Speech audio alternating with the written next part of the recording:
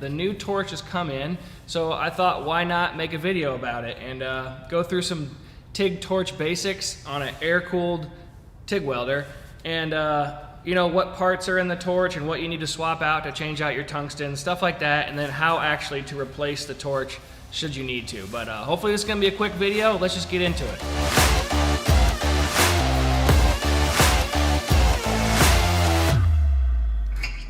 So here's my weld calf torch. I've had this torch since I bought the welder. It's got a little bit of a bend in the head, probably from me overheating it.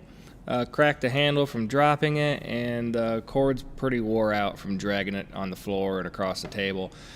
So we're just going to replace it with the new one today. We're going to take the head apart, start by unscrewing the ceramic cup, which is just what directs the gas. That comes out of the gas lens. Loosen up the back cap, releases all the parts inside. Here's the tungsten 3/32. Back cap's pretty simple, just has a little rubber O-ring on it, keep gas from coming out the back. Here's the 3/32 tungsten that I had ground ready for steel, and the collet that holds the tungsten in place and keeps it from sliding around. Last part to come off is going to be the gas lens itself, which just unscrews easily, and that's it. The torch is pretty simple. There's not much else in it, only just a little hole that the gas comes up through. Here's this little plastic tray I got on Amazon just to help keep everything organized. I'll put a link in the description in case you want to order one for yourself. Everything's organized by size of tungsten. That's 40,000, 16th, 3/32, and 1/8 inch. And then the ceramic cups are over on the right. I have everything organized by a pile of new and used, and new and used, and new and used. Same thing with the cups, new and used, new and used. That way I can just use something for a while and then not, you know, I know how much I've used something. This is a gas nozzle. It's a little bit smaller than a gas lens and can get in a tighter space. I think it can handle a little bit more heat. And the flow out of it is also different when you compare it to a gas lens. But there's definitely applications for this. I've been using a lot more gas lenses than this nozzle. But you can see the size difference here when I pull up a gas lens and then the cup. And there's even cups bigger than this that you can order to get more gas coverage. So it's all kind of the application of what you got going on and what you need. Here's the torch that actually came on the welder. It's a 17 series head. It's a little bit bigger. It's probably the most common air-cooled torch. This is the one that we have on the welder right now. It's a 9 series, which is the same size as a 20 series water-cooled. So obviously the 17 here, the big one, can handle a lot more amperage.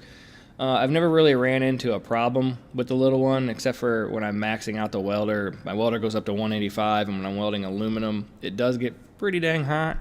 But I really just prefer the small package of the 9 series. Plus, it's the same size as that 20 that we would use at RCR because they had all water-cooled stuff.